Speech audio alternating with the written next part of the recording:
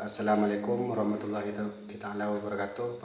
Perkenalkan, nama saya Ahed NPM 718212569. Di sini saya akan menjelaskan tentang perencanaan strategis.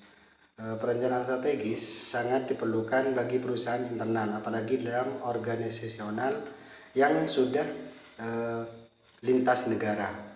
Dengan melakukan analisis lingkungan eksternal, dapat diperoleh informasi tentang kondisi pasar barang dan jasa pada negara lain, sehingga dapat dijadikan dasar untuk menentukan strategi bisnis dan strategi fungsional demi untuk mencapai strategi perusahaan di negara lain. Yang kedua adalah definisi perencanaan strategis. Perencanaan strategis adalah proses penetapan misi dasar dan tujuan jangka panjang perusahaan dan pelaksanaan serangkaian tindakan untuk mencapai misi dan tujuan yang telah ditetapkan.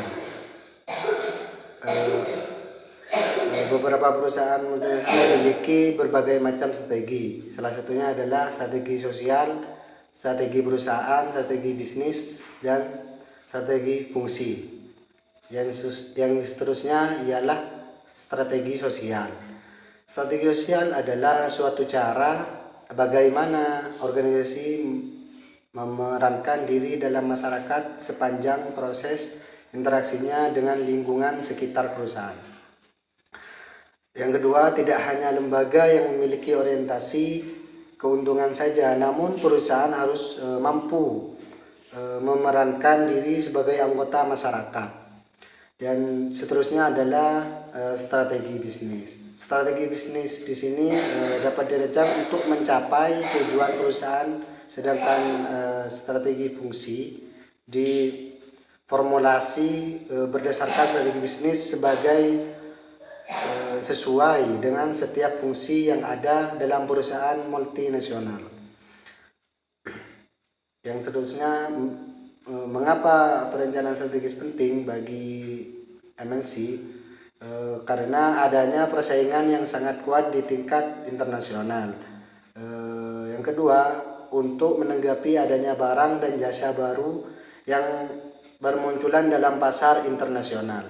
Dan yang ketiga, untuk mengawasi adanya perubahan operasional yang dilakukan perusahaan lain dalam menghasilkan barang dan jasa. Manfaat perencanaan strategis: membantu perusahaan multinasional dalam mengkoordinasi dan memonitor operasi yang dipandang menguntungkan. Yang kedua, untuk membantu mengatasi masalah risiko politik, pesaing, dan ketidakstabilan. Membantu perusahaan multinasional dalam mengandalkan segala kegiatan produksi di negara lain. Yang seterusnya adalah perencanaan strategi dengan beberapa pendekatan. Pendekatan yang pertama pada kepentingan ekonomi. Pendekatan yang kedua kepentingan politik. Yang ketiga kepentingan kualitas. Dan yang keempat kepentingan penerapan dan koordinasi administrasi strategi.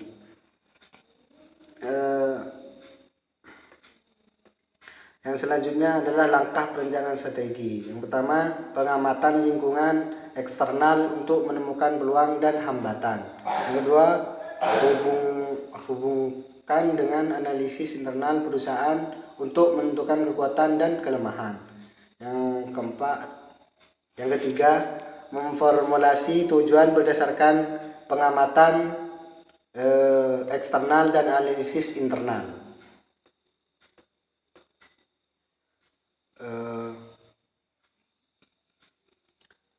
Strategi implementasi. Yang pertama, lokasi operasional. Yang kedua, strategi masuk. Yang ketiga, strategi fungsional. Yang pertama, lokasi operasional. Dalam memilih lokasi, MNC biasanya lebih memilih lokasi dan membuka cabang di negara-negara yang sudah maju dan besar. Baru mulai pada tahun 90-an ada sedikit perusahaan multinasional dari Amerika Serikat yang mau menanamkan investasinya tidak hanya di Eropa dan Kanada saja, namun masuk ke negara-negara berkembang. Yang kedua adalah strategi masuk. Ada banyak bentuk kepemilihan dalam eh, mengoperasionalkan bisnis di lingkungan internasional. Mulai dari bagaimana masuk ke suatu negara sampai memilih lokasi bisnis dan akhirnya adanya pemilihan di negara tujuan. Secara terperinci jenis pemilihan tersebut sebagai berikut. Yang pertama, kepemilikan penuh cabang, kerjasama, lisensi, waralaba, dan yang terakhir ekspor impor. Strategi fungsional dari masing-masing departemen yang ada, bagaimana perusahaan dapat melaksanakan kegiatan bisnisnya dengan beberapa strategi tertentu yang sesuai dengan masing-masing fungsi tersebut. Mungkin ini yang dapat saya sampaikan, kurang lebihnya mohon maaf. Assalamualaikum warahmatullahi wabarakatuh.